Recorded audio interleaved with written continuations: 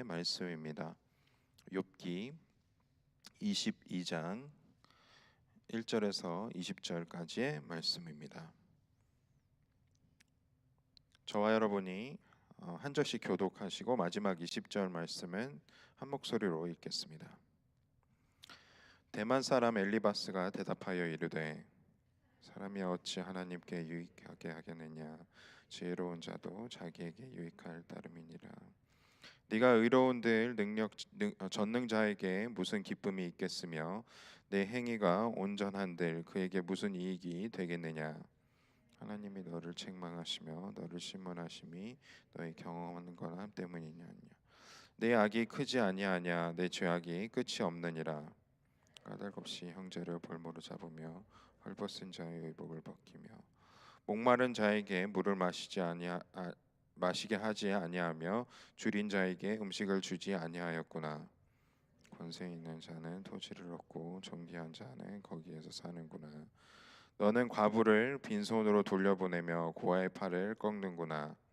그러므로 올무들이 너를 둘러있고 두려움이 갑자기 너를 엄습하며 어둠이 너로 하여금 보지 못하게 하고 홍수가 너를 덮느니라. 하나님은 높은 하늘에 계시지 아니하냐. 보라, 우두머리 별이 얼마나 높은가. 그러나 내 말은 하나님이 무엇을 아시며 흑암 중에서 어찌 심판하실 수 있으랴. 빽빽한 구름이 그를 가린즉 그가 보지 못하시고 둥근 하늘이 거니실 뿐 아니라 하는구나. 내가 악인이 밟던 옛적 길을 지키려느냐.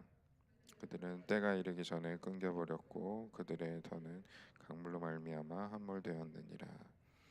그들이 하나님께 말하기를 우리는 떠나소서 하며 또 말하기를 전능자가 우리를 위하여 무엇을 하실 수 있으랴 하였으나 하나님이 좋은 것으로 그를 집에 채우셨느니라. 악인의 계획은 나에게서 머니라.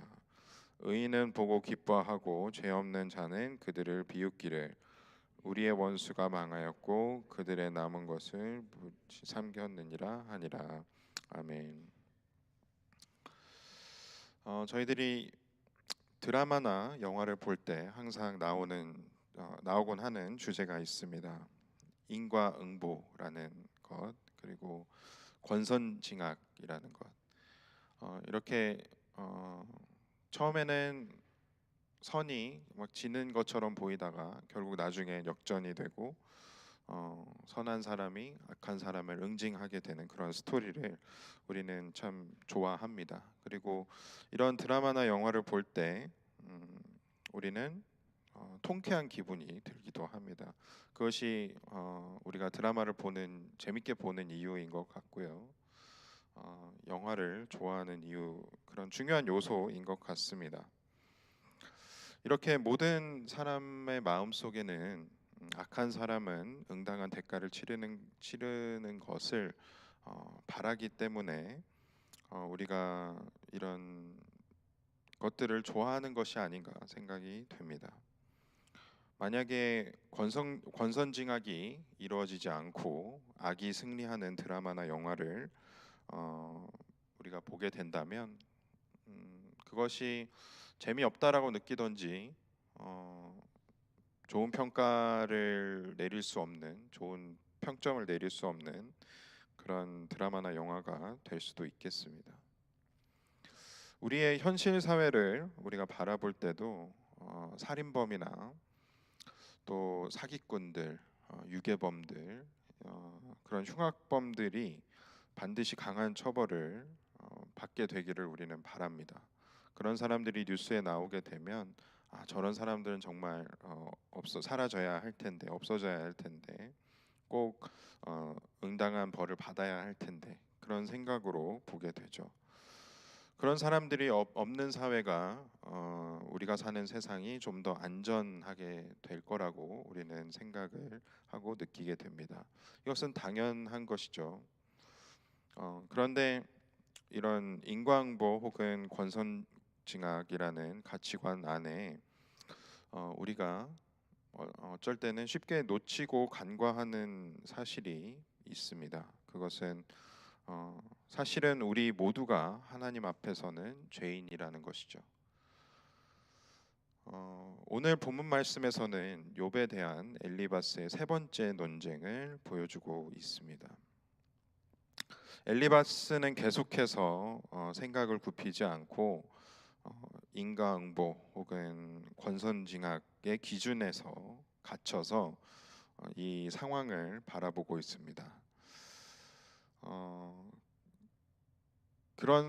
이런 자기 기준에 갇혀서 상황을 보고 판단했기 때문에 결국에는 이 엘리바스는 심각한 잘못을 저지르고 맙니다. 6절부터 우리가 그것을 발견을 할 수 있는데요. 다시 한번 보겠습니다. 까닭없이 형제를 볼모로 잡으며 헐벗은 자의 의복을 벗기며 목마른 자에게 물을 마시게 하지 아니하며 줄인 자에게 음식을 주지 아니하였구나. 권세 있는 자는 토지를 얻고 존귀한 자는 거기에서 사는구나. 너는 과부를 빈손으로 돌려보내며 고아의 팔을 꺾는구나. 이 지금 엘리바스는 욥이 저지르지도 않은 죄들을 이야기하면서 정죄를 하고 있습니다. 엘리바스의 생각에는 정말 욥이 이런 죄들을 저지른 사람이라고 만약에 믿고 있다라면 지금 현재 받고 있는 이 욥의 고난이 마땅하다라고 여기고 있을 것입니다. 그리고 욥의 상황이 안타깝기보다는 오히려 꼴 좋다는 생각으로 이런 말을 하게 된 것이 아닐까 좀 생각을 해보았습니다. 그런데 문제는 이런 말을 하고 있는 이 엘리바스도 지금 이 상황에서는 하나님이 보시는 기준에서 과연 선하다라고 할 수 있을지 또 의롭다라고 할 수 있을지 좀 생각해 보게 됩니다. 자기 멋대로 엘리바스는 친구를 욥을 판단하고 정죄하고 또 결론까지 내어버립니다. 이런 죄를 지었을 것이다. 엘리바스는 인과응보와 그런 권선징악의 논리로 욥을 판단했지만 지금 엘리바스가 정말로 놓치고 있는 중요한 진리가 있다라는 것입니다. 그것은 하나님께서는 물론 죄를 싫어하시는 공의의 하나님이 맞습니다. 그런데 하나님께서는 여전히 죄인들이 돌아오길 기다리고 계시고 또 만약에 하나님과 사람들 사이의 관계가 깨어졌다면 또 사람과 사람 사이의 관계가 깨어졌다면 그 관계가 깨어진 것을 하나님께서는 언제나 결국 회복하길 원하신다라는 것입니다. 그 하나님과 우리 사람들 죄인들 간의 관계를 회복하기 위해서는 필요한 것들이 있습니다. 그것은 우리 인간들 또한 물론 죄를 미워해야 한다라는 것은 분명한 사실이고 우리가 회개해야 하는 것도 맞지만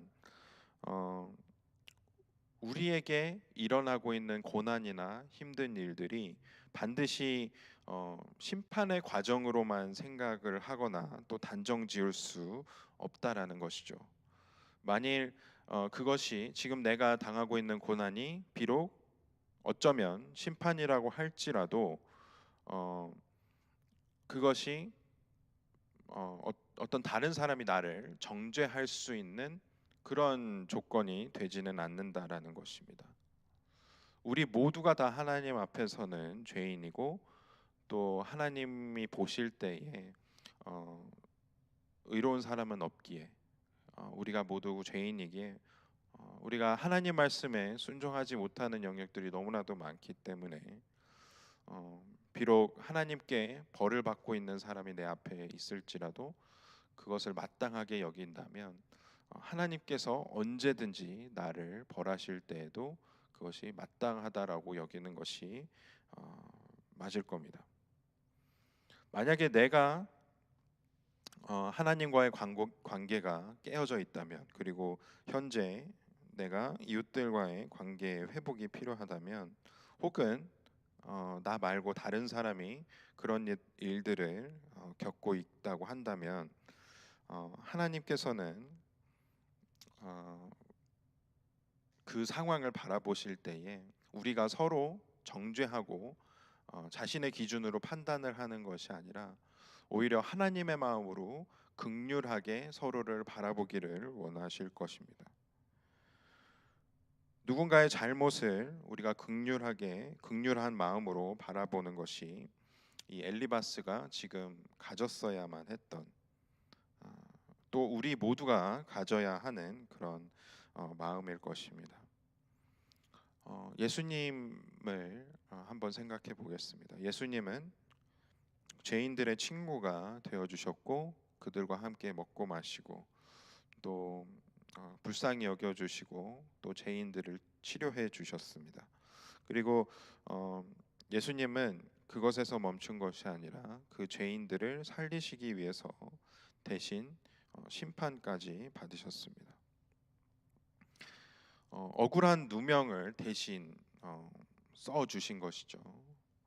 그런 하나님의 마음을 우리가 정말로 안다면 권선징악의 논리로 다른 사람을 대하기 전에 나는 하나님 앞에서 지금 현재 아직 회개하지 못한 죄가 혹시 있지는 않은지, 또 누군가에게 나도 모르게 잘못을 저지르고 용서를 구하지 않은 일은 없는지, 또 혹시 하나님의 기준이 아닌 온전히 나의 기준으로 상황을 판단하고 누군가를 정죄하고 있지는 않은지 잘 살펴보았으면 좋겠습니다. 혹시 그런 일들이 생각이 난다면 오늘 이 시간 이 말씀을 통해서 내 마음을 비춰보고 또 함께 회개하면서 하나님께 나아가기를 소망하고, 또 우리의 마음이 더욱더 하나님의 긍휼한 마음을 닮아서 다른 사람이